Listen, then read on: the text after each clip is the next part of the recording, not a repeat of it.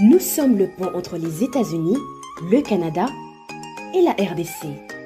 ExoFreight, pour vos transferts de colis en toute sécurité et en toute fiabilité. Notre particularité est que pour vos différentes commandes des véhicules neufs ou usagés et autres colis, nous effectuons l'achat à partir des États-Unis, du Canada et nous livrons en un temps record en République démocratique du Congo. Nos adresses, aux États-Unis, 1000 Montana Drive, Charlotte NC, 28216. Au Canada, 6377, Boulevard Monk, H4, E3, H8. À Kinshasa, au numéro 32, avenue Kitona, quartier Rigini, commune de Lemba, et bientôt à l'est de la RDC. Avec ExoFreight, il n'y a plus de limites.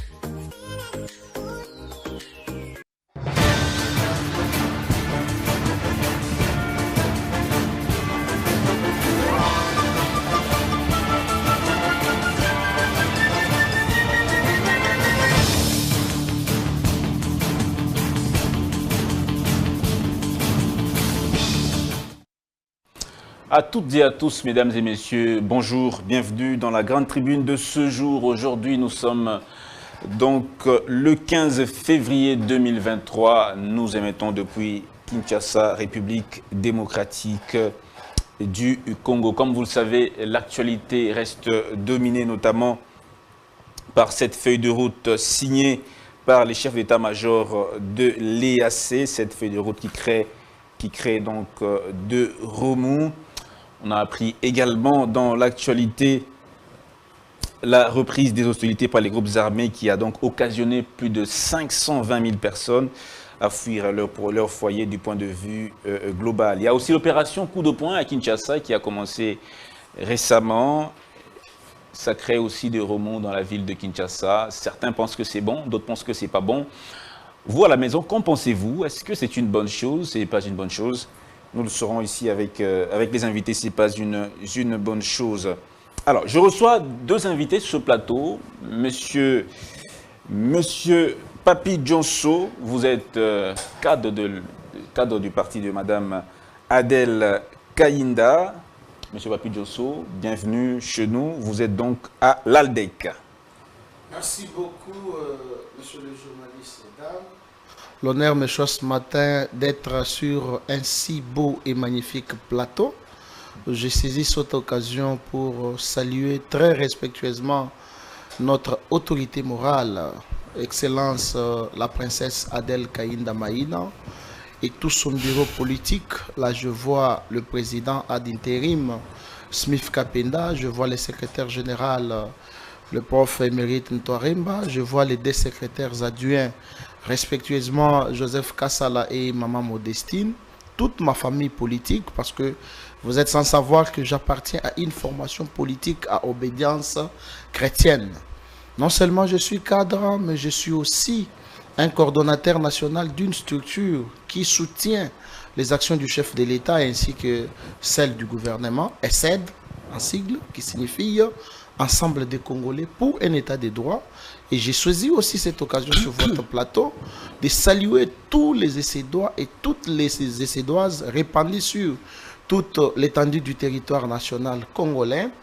Je vous dis aussi merci. Je salue mon co-débatteur. Je pense que la population congolaise en général et en particulier celle de Kinshasa sera parfaitement informée à ce jour par rapport aux thématiques que vous avez maintenues pour l'émission d'aujourd'hui. Merci. Merci beaucoup. Vous n'avez pas mentionné que vous êtes un troisième intellectuel de Kabea Kamanga. Je suis Papi Djonso Ngandoumouen de la Bouenda, c'est une première, affectueusement appelé troisième intellectuel de Kabea Kamanga et prophète politique. Ce n'est pas une première parce que vous m'avez pris la parole. C'est une première que vous ne vous présentez pas en tant que troisième intellectuel de Kabea Kamanga. Est-ce que je me demande si quelqu'un vous a ravi la vedette à Kabea Kamanga? Non. Je suis toujours le troisième intellectuel, je le resterai.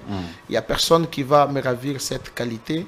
Et d'ailleurs, c'est un honneur pour moi d'être congolais des pères et des mères parce que vous êtes sans savoir qu'aujourd'hui, la plupart de nos politiques souffrent de cette problématique de la nationalité. Sans les citer, vous le savez vous-même, ils ont du mal à accéder à des autres fonctions tels que la présidence de la République, soit le président de la Cour constitutionnelle, président de l'Assemblée nationale ou du Sénat, et tant d'autres fonctions qui sont réservées aux Congolais d'origine des pères et des mères. Donc, je suis très content, j'ai toujours cet honneur-là d'être appelé troisième intellectuel de Kabeyaka-Mora parce que les territoires de Kabeyaka-Mora fait partie de ces 145 territoires qui constituent toute l'étendue du territoire national de notre cher et beau pays. Merci beaucoup, M. Papi Dionso, M. Henri, M. Désiré Chimbekoy. Vous êtes aussi cadre de l'Union sacrée de la Nation. Vous êtes porte-parole de l'APPS. Oui, Dan, merci beaucoup pour avoir honoré notre formation politique, l'Alliance populaire pour le social, que je saisis de l'opportunité pour adresser mes chaleureuses salutations à tous les membres de notre cher parti, commençant par son Excellence Séraphine Kiloubou, qui est vice-ministre de la Défense et autorité morale de l'Alliance populaire pour le social. Je salue le président de notre parti, le docteur Trésor Kibati, et tous les membres du parti dans la généralité. Je voudrais aussi adresser mes compassions à tous nos frères et sœurs de l'Est qui font tout le jour face à cette situation que nous décrions et que notre gouvernement continue de déployer les efforts pour y mettre fin dans la partie orientale de notre pays. Et enfin, je voudrais, Dan, revenir sur un fait, c'est qu'il y a un peu une sorte de désinformation sur ce qui concerne la dernière visite de la première dame de la République, Maman Denise Nyakero Tshisekedi, qui a fait une descente au niveau de l'école des renseignements militaires. Vous savez, il est d'une coutume au sein de l'école des renseignements militaires que chaque promotion, c'est toujours choisi un parrain ou une marraine pour pouvoir parrainer la promotion. D'ailleurs, l'année passée, c'était son Excellence Séraphine Kiloubou qui avait parrainé cette promotion-là. Et ici, on a vu Madame Denise Nyakero, première dame, descendre pour parrainer cette activité. Ça n'avait rien à voir avec une représentation du chef de l'État, parce qu'il y en a qui ont profité de cette occasion pour la vilipender à travers différentes tribunes, dire que non, la voilà représenter le chef de l'État dans une activité officielle. En tout cas, ça n'avait rien à voir. Elle est allée comme marraine de cette activité et elle n'avait engagé aucune institution de la République. D'ailleurs, au jour d'aujourd'hui, nous ne devons pas nous voiler la face, nous devons être fiers de cette dame-là qui investit dans l'intelligence de la jeunesse congolaise. Parce qu'au jour d'aujourd'hui, vous ne me direz pas que vous ignorez qu'il y a nombreux de jeunes qui ont voyagé à travers les différents pays, en Europe et d'autres pays même de l'Afrique, avec l'aide de la fondation de Mme Denise Nyakero Tshisekedi. Et ce sont des choses que nous devons saluer, parce que ce que nous avons besoin dans ces pays, ce n'est pas 1000 francs, ce n'est pas 100 $ qu'on doit donner à quelqu'un. Ce n'est pas parce que quelqu'un a perdu son père qu'on doit lui amener des sacs de riz ou je ne sais pas moi quoi. On a besoin de pouvoir intervenir sur les mentales. Et c'est ce qu'elle fait. Elle est en train de former la jeunesse, de sélectionner les meilleurs de nos jeunes qui finissent les études humanitaires, et elle fournit des efforts pour que ceux-ci puissent assurer leur formation académique à travers les différentes grandes universités de ce monde. Et nous devons encourager de tels genres d'initiatives. Moi-même, je suis là, je me porte garant de pouvoir défendre cette initiative qui est une initiative bénéfique à l'avenir de notre pays, parce que l'avenir, c'est la jeunesse. Et une jeunesse qui n'est pas instruite recommencera toujours à courir derrière les gens demandant du pain. On n'a pas besoin de cette jeunesse qui demande du pain. On a plutôt besoin d'une jeunesse qui est formée et qui pourra faire face aux enjeux de l'avenir de ce pays et être utile à notre pays. Merci beaucoup. Désiré Chimbekoy, on va donc lancer le premier sujet, opération coup de poing à Kinshasa. Quel est votre point de vue à ce sujet? Est-ce que vous êtes pour ou contre cette opération? Qu'en pensez-vous aussi, vous, à la maison? Est-ce une bonne ou une mauvaise chose? Papi Dionso, je vous donne la parole en premier. Que pensez-vous de cette opération coup de poing dans la ville de Kinshasa? Cher journaliste Dan Zenk, pas plus tard que 2 mois, de fortes pluies ont abattu la ville de Kinshasa cette ville, cette capitale réputée, la plus sale du monde, les inondations partout, les dégâts matériels ont été enregistrés, plus de 150 morts. Je pense que le gouvernement congolais est intervenu en responsable et en bonus paternus pour enterrer en dignité les corps des illustres disparus et visiter les familles attristées. Mais nous devons nous poser une question non seulement importante, mais aussi pertinente. Est-ce la démolition que le premier citoyen de la ville, M. Jantini Ngobila Mbaka, en complicité avec le ministre ou la ministre provinciale de l'environnement et le vice-gouverneur Jekoko Moulumba, pose-t-elle problème ou pas? Et cette démolition est exécutée sur les maisons qui sont construites en bonne et due forme, respectant les règles urbanistiques, ou plutôt la démolition est exécutée sur des constructions anarchiques empêchant les eaux de pluie à être bien évacuées. Voilà avant tout une question que nous pouvons nous poser. Nous sommes en train de voir la population qui crie et qui lance un cri d'alarme que les dirigeants de la ville de Kinshasa n'aiment pas sa population. En même temps, la même population se victimise lorsqu'il y a de fortes pluies et lorsqu'il y a d'inondations. Nous avons même vu dans une vidéo un jeune garçon qui a intitulé certaines inondations les lacs Ngobila. Mais les autorités provinciales prennent des mesures palliatives, des mesures qui viennent répondre à une des questions posées par la population. Pourquoi des inondations? La réponse, c'est cette opération coup de poing. Mais je ne suis pas vraiment peut-être bien informé si avant la démolition, les autorités avaient mis en demeure, tout comme les autorités avaient informé et donné un préavis à ces gens-là de se préparer pour évacuer et laisser la voie publique libre et vide. Ça, je ne sais pas. Mais ce que nous savons et ce que nous voyons, c'est ces démolitions-là qui se font partout dans la ville de Kinshasa. À mon humble avis et à ma connaissance, selon les sources sûres et les informations qui sont en notre possession, l'hôtel de ville est en train de démolir les constructions anarchiques. Ceux-là qui ont construit sur les caniveaux. Ils ont construit et ces constructions empêchent les eaux de pluie à être bien évacuées.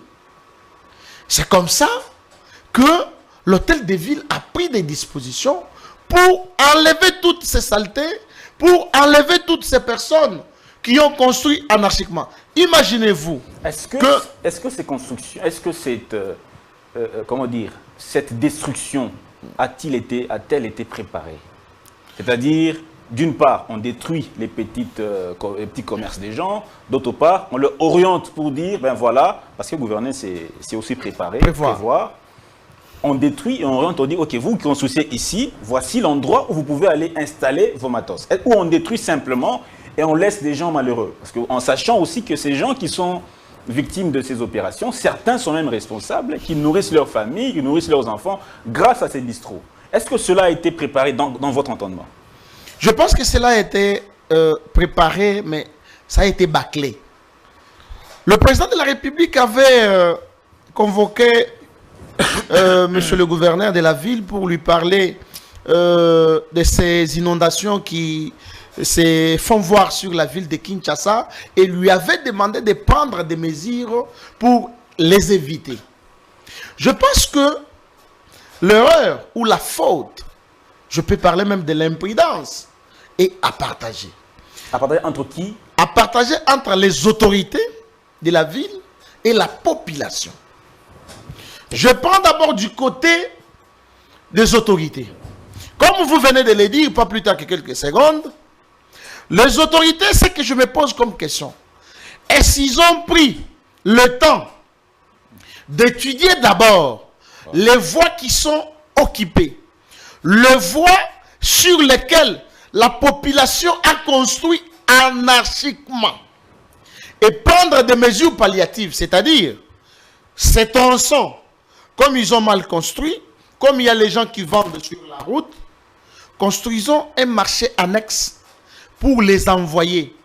Envoyons-leur un préavis pour leur montrer que voilà un endroit propice où vous pouvez bien vendre en toute sécurité. Je pense que les autorités... Ça n'a pas été fait. Voilà pourquoi j'ai dit que l'erreur est partagée. Je viens maintenant du côté de la population. Cette même population dont je fais partie, nous trouvons qu'ici, il y a un caniveau. J'ai construit là-dessus. J'empêche les eaux de pluie pour bien passer. Canalisation. Et voilà, quand il n'y a plus, c'est tout le monde qui est dans l'eau. C'est que moi aussi... Et on insulte les chefs, le gouverneur de la ville. On insulte aussi le chef de l'État. C'est ça. Voilà. Ça dépend aussi d'une éducation d'une personne à l'autre. Mais cette même population, prenons les cas où les autorités ont aménagé un endroit propice pour le permettre de bien vendre en toute quiétude et en toute sécurité.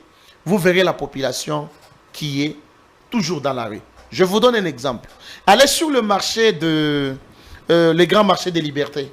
Vous allez voir qu'il y a des endroits à l'intérieur du marché, mais vous trouverez les gens qui vendent sur le boulevard.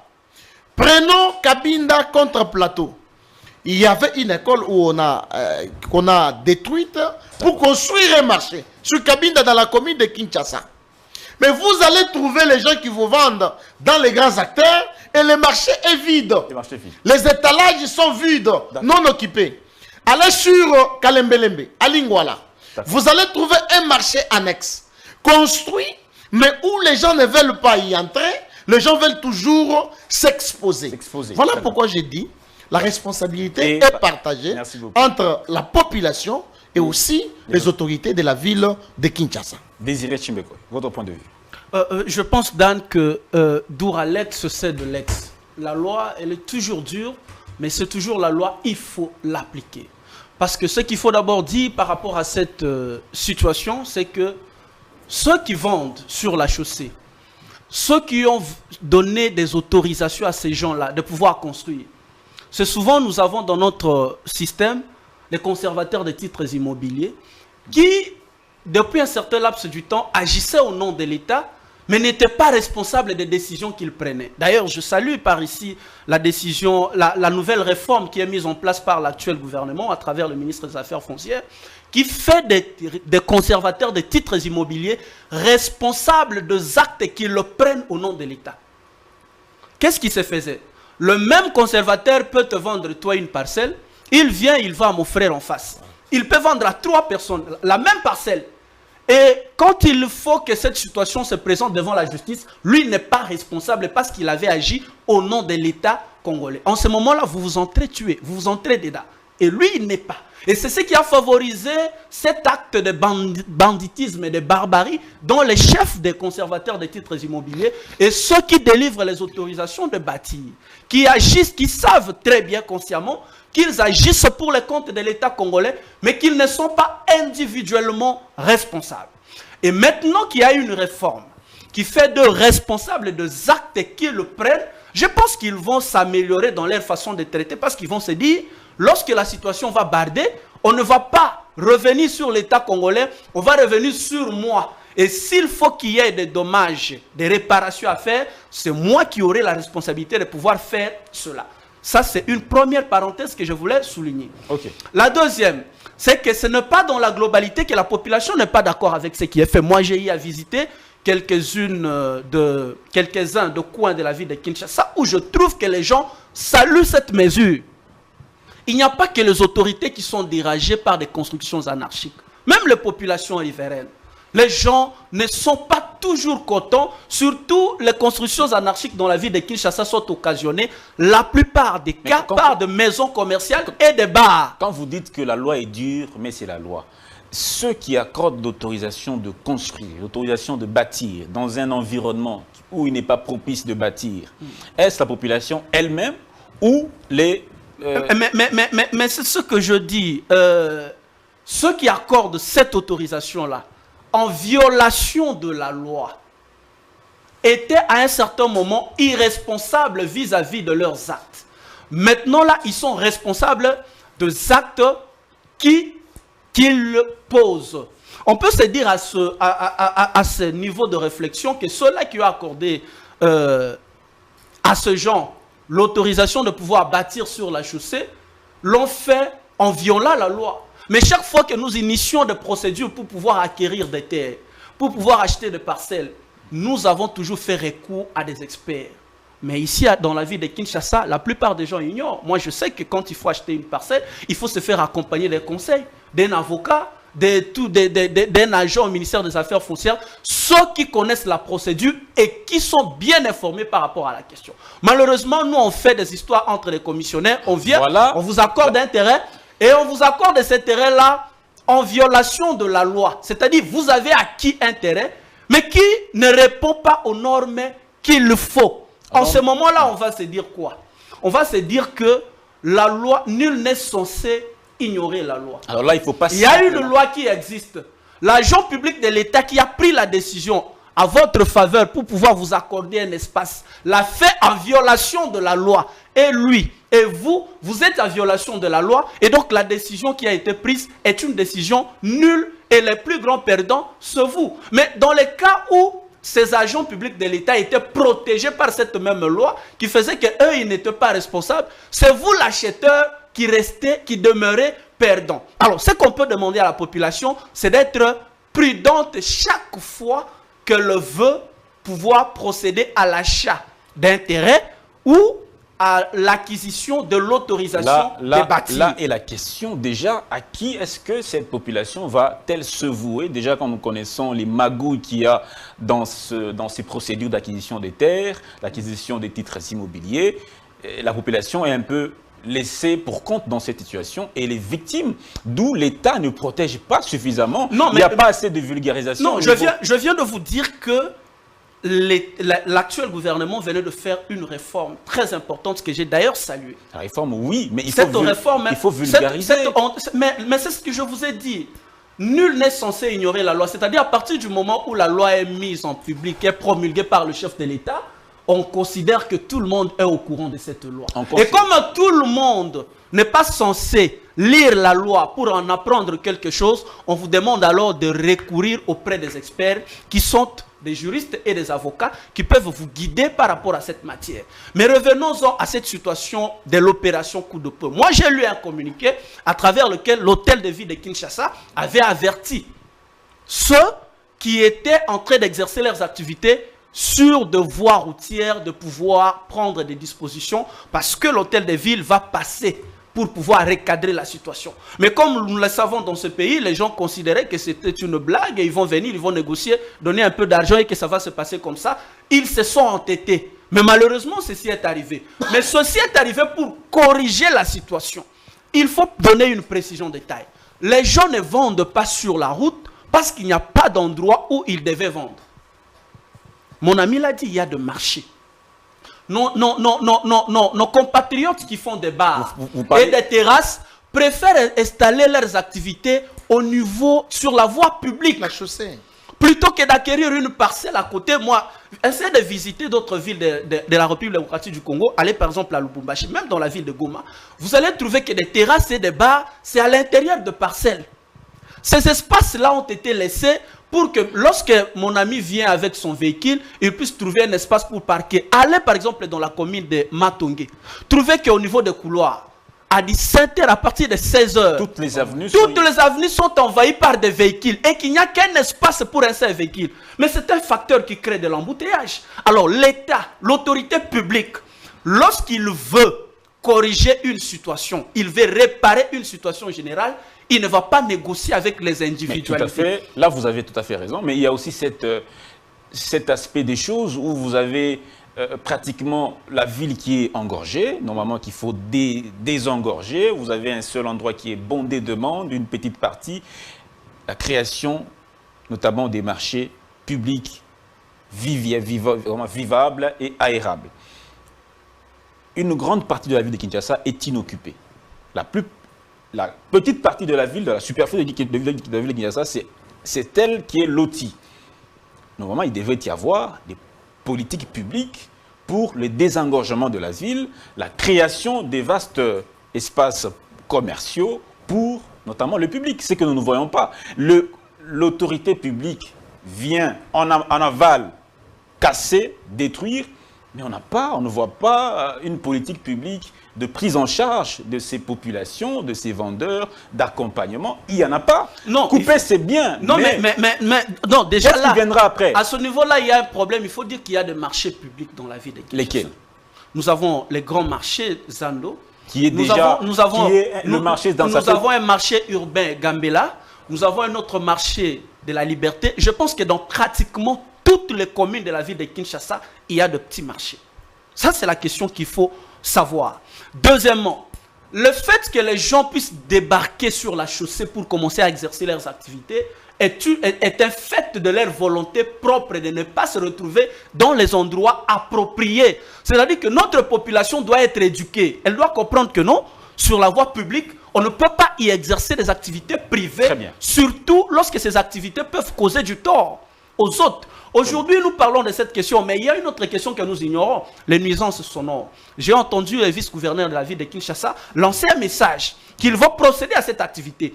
Lorsque cette opération va débuter, vous allez suivre des bruits partout où on n'a pas annoncé. Mais allez dans des quartiers où il y a 5-6 églises dans une avenue, à partir de 16h où vous rentrez du service, vous avez besoin de vous reposer, des bruits partout.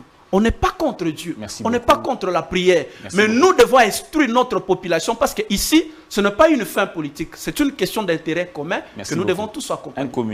Un communiqué a-t-il une valeur juridique? Un communiqué d'une autorité publique a-t-il une valeur juridique? Vous pensez qu'il faut que l'Assemblée provinciale puisse se décider pour que ces décisions prennent caractère de loi et opposable à tous?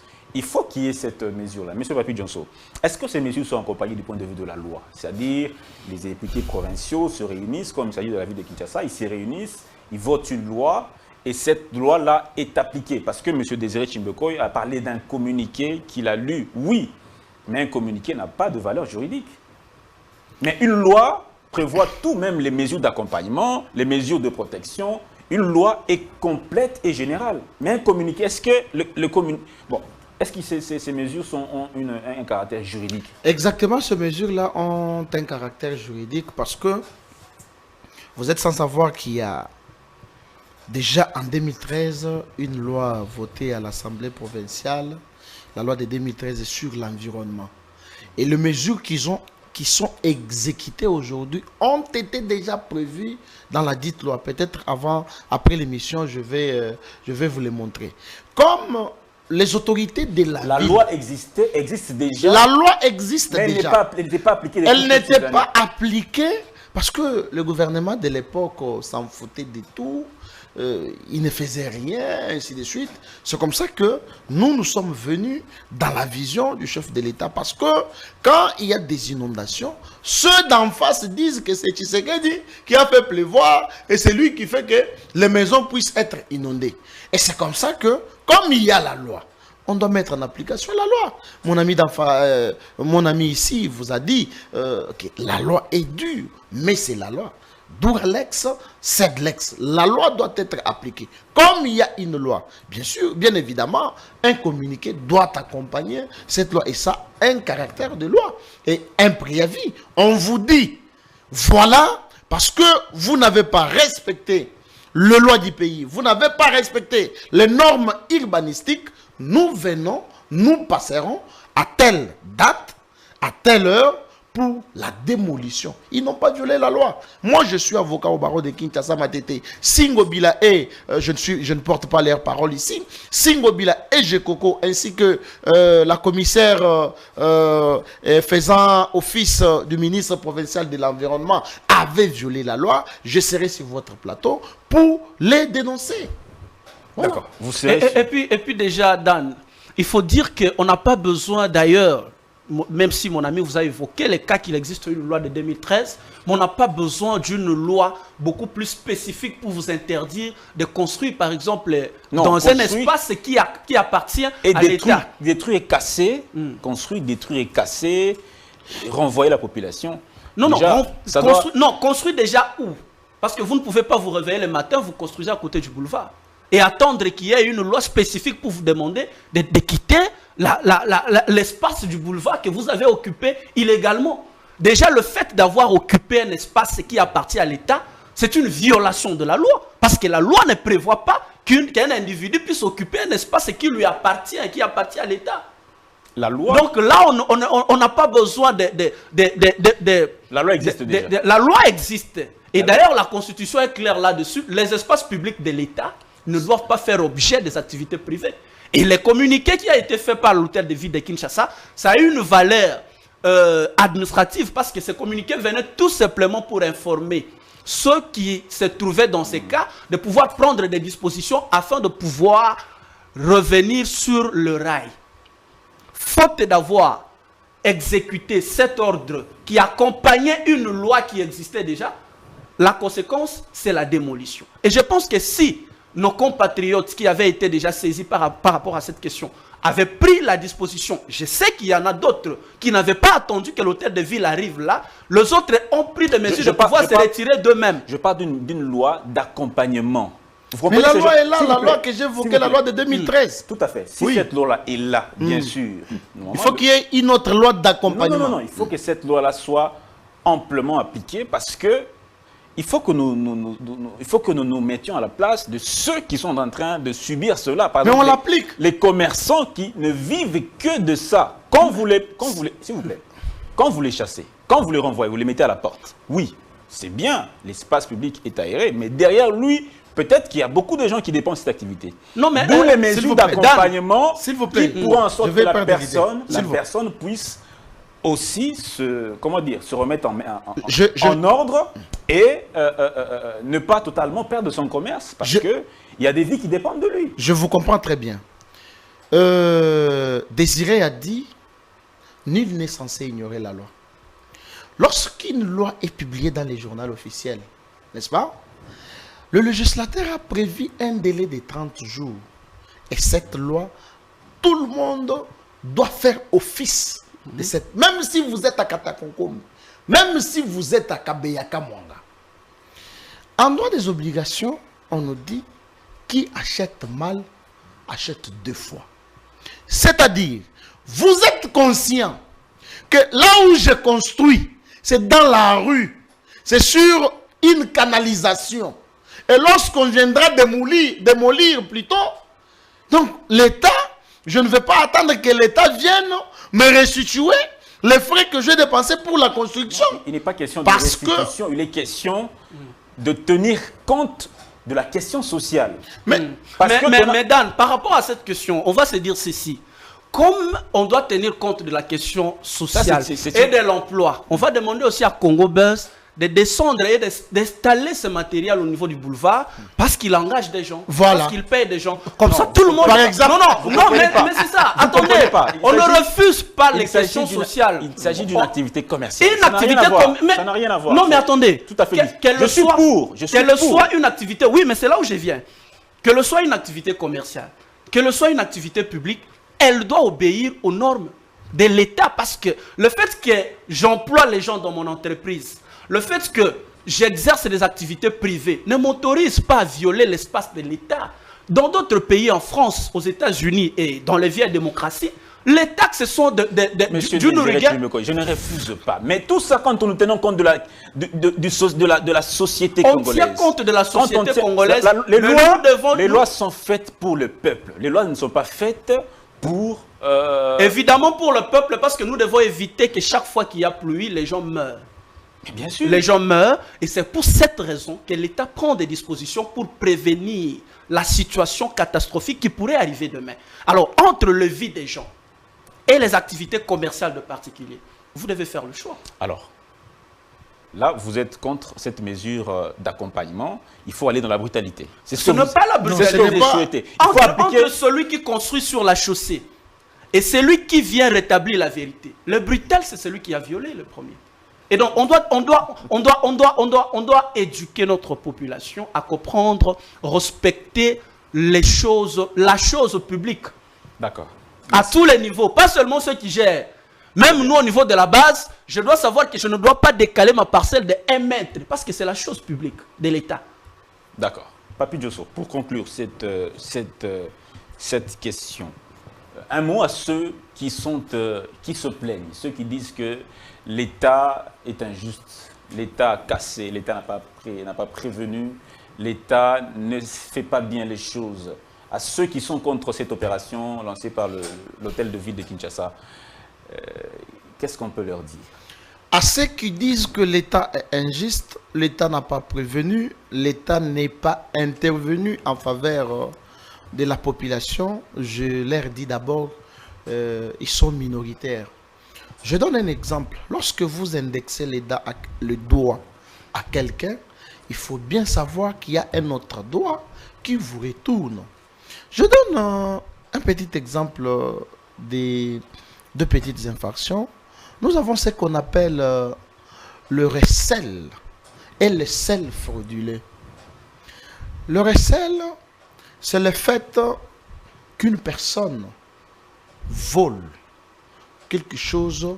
Non. Oui, quelque chose appartenant à autrui. Ça, c'est les sels. Lorsque le propriétaire de la chose vous surprend avec ça, c'est que vous avez commis une infraction, vous devez restituer quelque chose-là qui ne vous appartient pas. Exactement avec ceux qui ont construit sur la chaussée, qui appartient à l'État, mais ils ont construit frauduleusement. Deuxième petite infraction, c'est le recel fraudulé. Le recel fraudulé, c'est le fait qu'une personne ait pris quelque chose quelque part et vienne donner à Désiré. Désiré ne sait pas que cette chose-là a été volée. Mais il garde. Lorsque le propriétaire arrive, mais comment tu as eu mon téléphone? Oh non, il y a quelqu'un, Dan, qui est venu me voir. Non, monsieur, vous êtes un receleur. Les gens ne savent pas faire la nuance entre les recel et le recel frauduleux. Et donc, le propriétaire est tenu d'entrer en possession de sa chose. Ici, dans ce cas, sous examen, c'est l'État qui est propriétaire de la voie publique dont la population, certaines personnes, certains gens de mauvaise foi, ont volé la propriété de l'État et que l'État, pour remettre de l'ordre, doit vider et élaguer toutes ces personnes-là. Que vous soyez content, que vous soyez mécontent, c'est l'État. Et je termine par cette phrase qu'a dite mon cher ami, la loi est dure, mais elle reste loi. Et doit être de strictes applications. Voilà. Merci beaucoup, Papi Djosso. On va prendre donc la deuxième. Vous voulez aussi... Non, c'est la seule précision que nous avons. Donc, demandons à notre population. Et Dan, vous savez, la plupart des gens qui ont exercé des activités, ce sont des hauts dignitaires. Ouais. Ces gens-là ne sont que des locataires dans ces boutiques-là et magasins, et ainsi de suite. Mais les propriétaires de ces maisons, ce sont les hautes personnalités de ce pays. C'est une révélation que je vous donne. Comme ils avaient le pouvoir, ils pouvaient occuper les espaces publics comme ils veulent. Maintenant, ils veulent se cacher derrière les dos de nos pauvres citoyens qui exercent des activités pour se victimiser. Mais on sait tous que ces bâtiments-là de haute facture, comme l'immeuble Tchétché qui est au niveau de Lemba, n'appartiennent pas à la maigrité de la population que nous sommes. Nous connaissons ceux qui sont derrière ça. Réputez l'immoralité. Oui, et nous devons corriger ce genre d'histoire parce que Tshisekedi passera, mais Kinshasa restera. Kinshasa doit rester propre. Kinshasa restera, mais Kinshasa doit rester propre. Vivement, en tout cas, le respect de ces mesures. Vivement, en tout cas, que ces espaces publics ne Mais soient ce qu'on plus- doit éviter ici, ne soient plus à nouveau- c'est qu'il y ait 2 poids 2 mesures. Et ça, nous demandons au gouverneur de la ville de Kinshasa de veiller qu'il n'y ait pas de citoyens qui doivent être des intouchables parce que eux, ils sont proches de tel ou proches de tel autre. Que la mesure s'applique pour tout le monde et de la même manière. Qu'il n'y ait pas des exceptions, des exonérés, des exemptés et tout, et ainsi de suite. Mais aussi que cette population, que ceux qui ont, après quelques mois, on puisse voir la même chose revenir au galop, parce qu'on a vu dans certains endroits aussi la chose appliquée, mais après 2-3 mois, vous vous rendez compte que l'essai qui a été cassé, détruit, ça revient même avec une très grande ampleur. Les Ça ne gouverneurs sera doivent, pas- les ils doivent bourgmestres veiller. doivent accompagner cette mesure ici au quotidien, parce que ce sont les bourgmestres qui doivent- gèrent au quotidien les communes. Ils doivent- Et c'est là la grande responsabilité. Ils doivent accompagner. Ils doivent accompagner, ils doivent veiller tout le jour. Que nos gouverneurs, que nos bourgmestres soient aussi instruits par rapport à cette question. Et je profite de cette tribune pour demander au gouverneur de pouvoir réunir tous les bourgmestres de la ville de Kinshasa et les interdire, eux et leurs collaborateurs, de pouvoir marchander cette question, parce qu'on verra, après 2 ou 4 semaines, quelques collaborateurs autour de ces gens pour dire, bon, écoutez, je vous signe un document, on doit éviter cela. Merci, merci beaucoup. Merci beaucoup. Nous espérons que nous n'allons pas revenir sur cette question d'ici quelques mois pour dénoncer encore la même chose, parce que Kinshasa est en train de se remplir au jour le jour. En tout cas, Kinshasa, c'est l'une des villes les plus peuplées d'Afrique aujourd'hui. On va prendre le deuxième sujet rapidement. C'est cette feuille de route pour le respect du retrait des M23.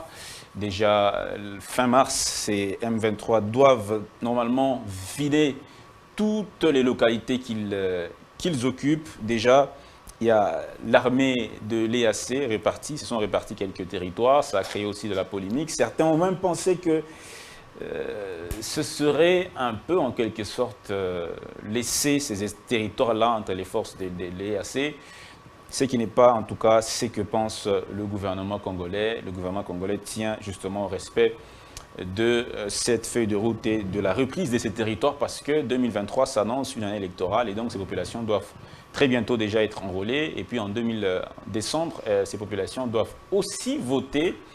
C'est une question qui est vraiment primordiale. Voilà donc la situation.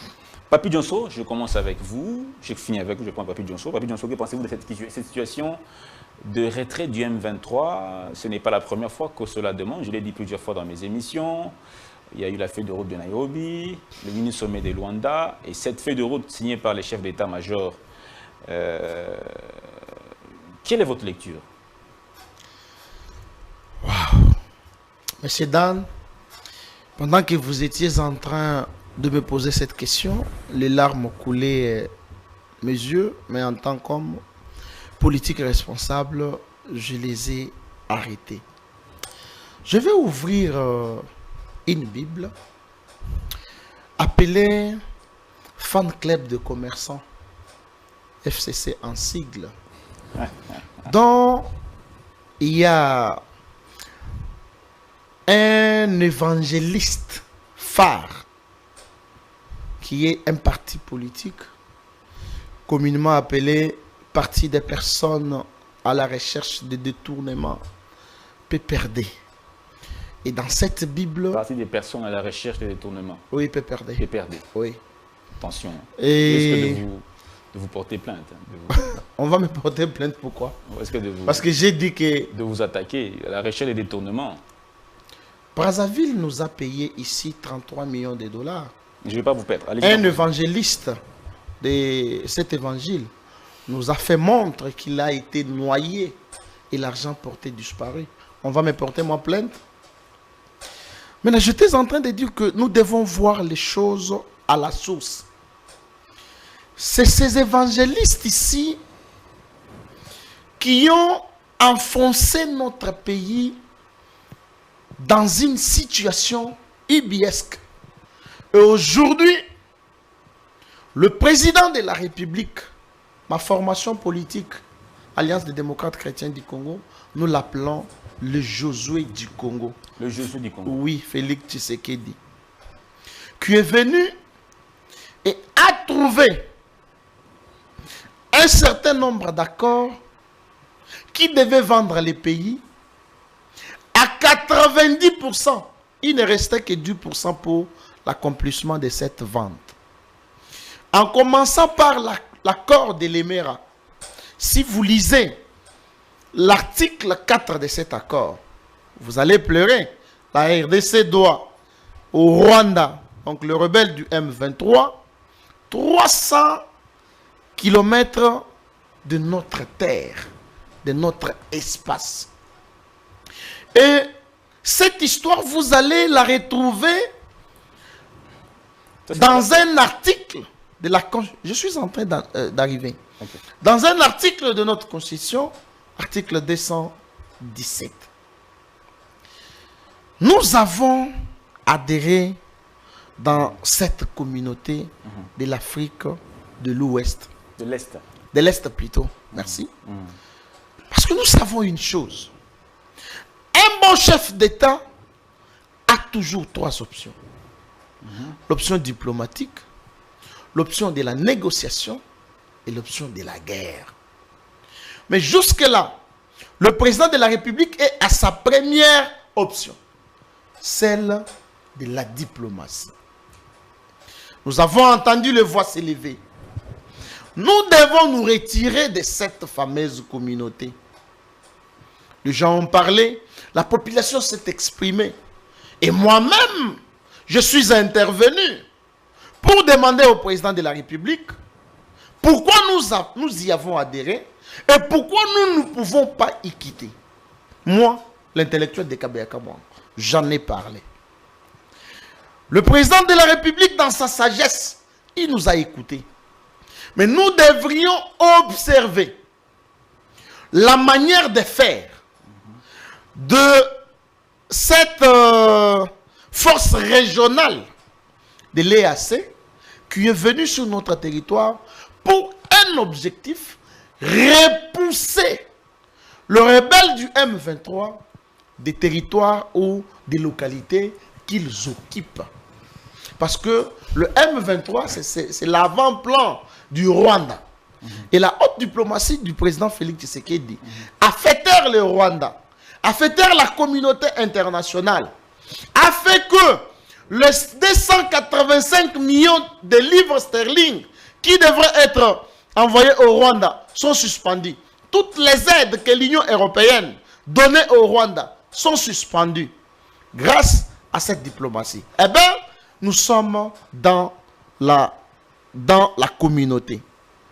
Pas plus tard que quelques jours, les chefs d'État se sont réunis à Bujumbura et ils se sont entendus. Pourquoi ils se sont réunis? Parce que le président congolais et son gouvernement ont constaté des faillites de la mission de cette force régionale sur terrain. Le FRDC se bat elle-même. Je donne un exemple et cela m'inquiète.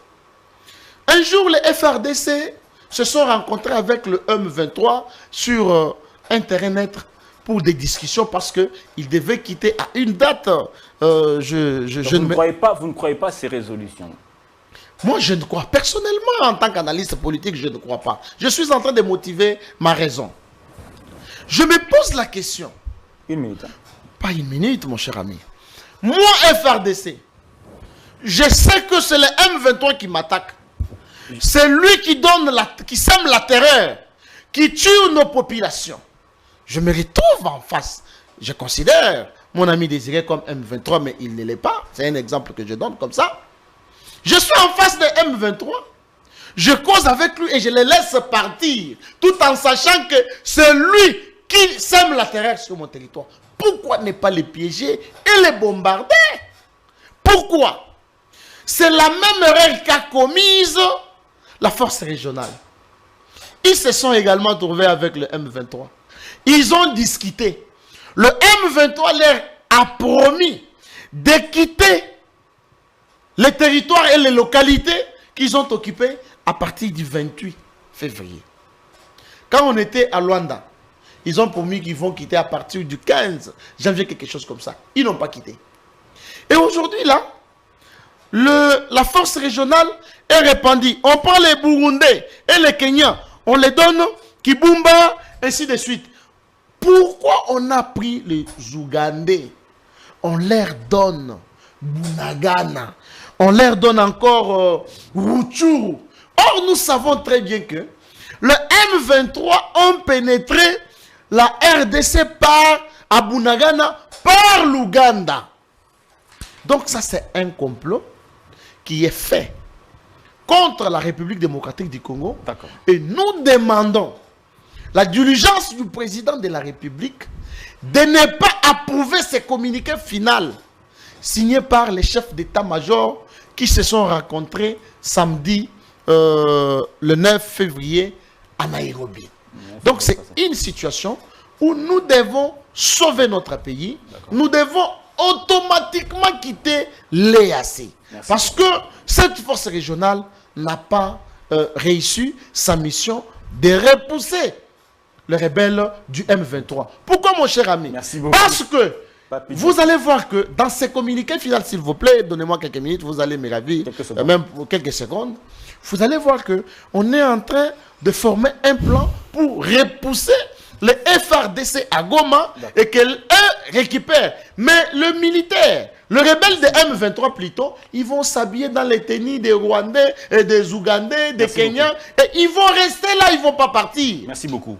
Désiré Chimbeko, votre point de vue aussi sur cette question? Le non-respect des engagements pris par les chefs d'État et même par l'état-major, les états-majors des forces armées, de l'EAC, le non-respect par le M23. Est-ce que vous pensez que cette fois-ci, c'est la bonne? Au fait, nous sommes dans un terrain diplomatique et le communiqué qui a été signé, je pense que le chef d'état-major général de la République démocratique du Congo a été et il a aussi signé. On ne va pas se contredire par rapport à cette question, mais ce que nous devons aujourd'hui noter, c'est que tout ce qui a commencé dans ce processus jusqu'à aujourd'hui, il n'y a rien qui a été effectivement respecté, mais cela ne nous a pas empêché de pouvoir tenir tête en tant que forces armées de la République démocratique du Congo vis-à-vis de cette situation. La fameuse zone tampon dont on parle aujourd'hui par la force régionale ne pourra pas être une question qui sera effective au regard du fait que c'est nous, la République démocratique du Congo, qui avons sollicité l'arrivée de ce troupe. C'est sur notre demande.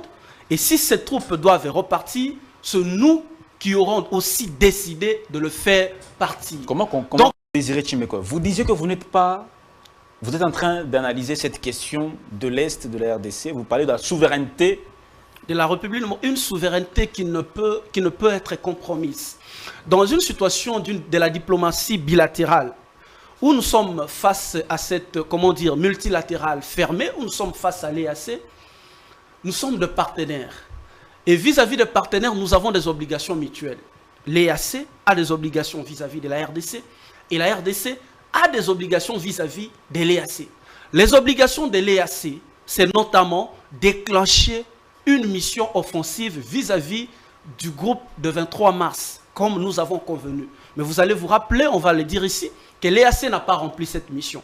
Deuxième obligation, c'est que lorsque nous avons demandé les retraits du groupe du 23 mars, le groupe n'a pas obtenu à cette mesure et l'EAC n'a pas non plus réagi.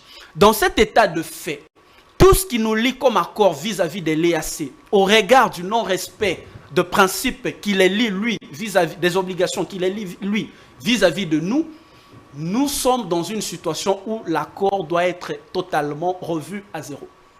Tout ce que nous avons signé dans le cadre de cette collaboration ne peut plus avoir une valeur au regard de l'absence du respect, délibéré de la part de nos partenaires de l'EAC. Mais en ce jour, ce que nous faisons comme effort, la République démocratique du Congo, vous allez attendre qu'au jour d'aujourd'hui, les forces armées de la RDC sont en train de faire des avancées très significatives. Et au regard de ces avancées, on nous demande de revenir sur d'autres pistes de solutions qui demanderaient au groupe du 23 mars de pouvoir se retirer et entre-temps de nous de pouvoir faire une opération de cessez-le-feu. C'est à ce niveau que moi je vais intervenir. Je voudrais demander au président de la République de ne pas demander aux forces armées d'arrêter de se battre. Parce que nous avons l'expérience de ces accords. Les premières expériences et les deuxièmes nous renseignent qu'il n'y a pas eu respect. Et au jour d'aujourd'hui, les forces armées sont dans une position de force. Pourquoi est-ce que ces forces de l'EAC n'appliquent pas ces accords? Mais c'est ça la question fondamentale qu'on se pose. Les forces de l'EAC n'appliquent pas les accords que nous avons avec. Cette fois-ci, nous avons un communiqué qui dit que si le M23 ne se retirait pas, les forces de l'EAC vont automatiquement... Ce n'est pas la première fois que c'est là. Mais c'est ce que je dis. Sur un document. Parce que nous sommes sur un terrain diplomatique, on ne va pas prendre des décisions à la va-vite. Et alors, nous avons signé ces communiqués en tant que République démocratique du Congo, mais ce que nous devons prendre comme décision en ce jour, c'est de ne pas arrêter de nous battre.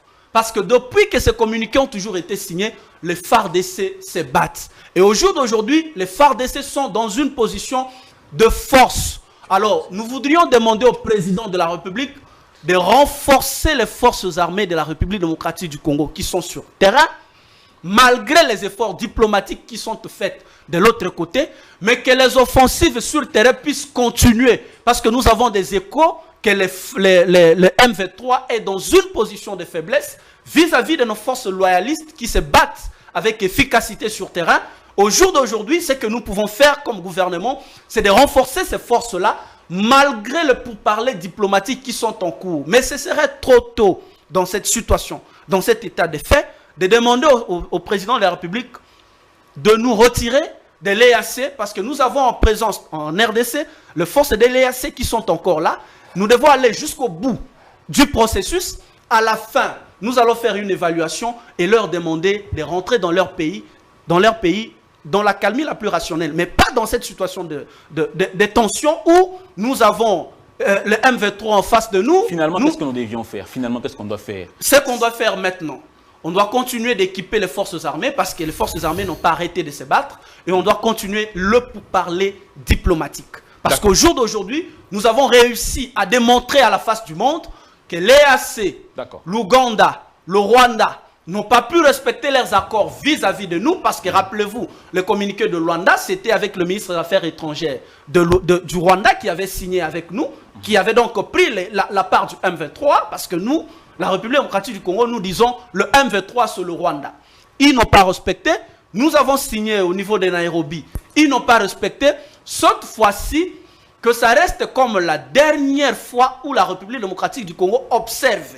Mais qu'en observant la situation diplomatique, les forces armées continuent de se battre sur terrain avec le succès qu'ils enregistrent en ce jour, que le gouvernement de la République puisse faire jouer sa part de responsabilité. C'est bien et que les FARDC aussi. Sous l'M23, il faut se fixer aussi, avoir une pensée aussi à d'autres groupes armés qui sont en train de tuer l'ADF, les Red Tabara, les Codeco, tous ces groupes armés sont en train de tuer. Parce que nous parlons d'une situation à part, nous parlons du M23. Les intégrer dans ce processus. Effectivement, vous avez raison, parce que lorsque nous avons proclamé l'état de siège, ce n'est pas vis-à-vis du M23. Le M23 n'était même pas encore en vogue, il y avait encore d'autres groupes armés.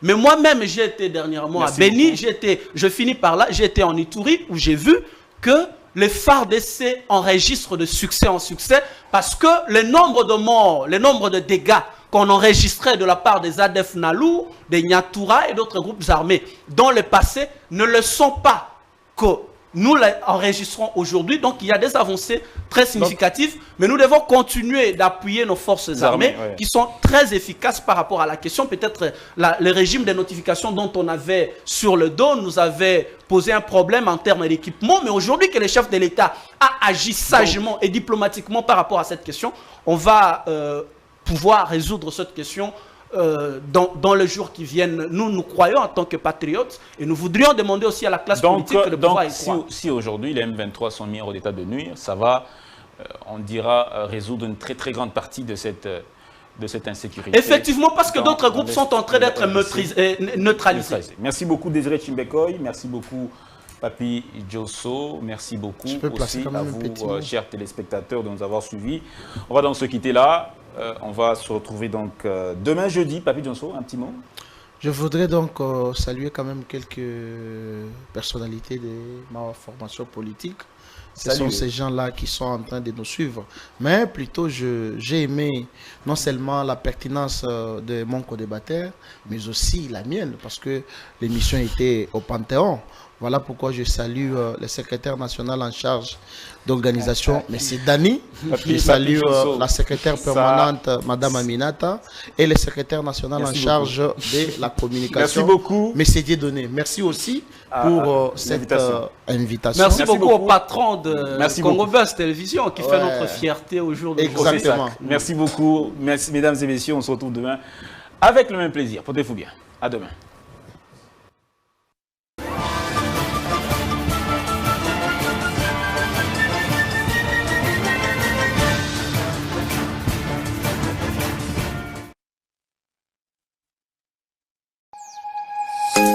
Nous sommes le pont entre les États-Unis, le Canada et la RDC. ExoFreight, vos transferts de colis en toute sécurité et en toute fiabilité. Notre particularité est que pour vos différentes commandes des véhicules neufs ou usagés et autres colis, nous effectuons l'achat à partir des États-Unis, du Canada et nous livrons en un temps record en République démocratique du Congo. Nos adresses aux États-Unis, 1000 Montana Drive, Charlotte NC, 28216. Au Canada, 6377, boulevard Monk, H4, E3, H8. À Kinshasa, au numéro 32, avenue Kitona, quartier Rigini, commune de Lemba et bientôt à l'est de la RDC. Avec ExoFreight, il n'y a plus de limites.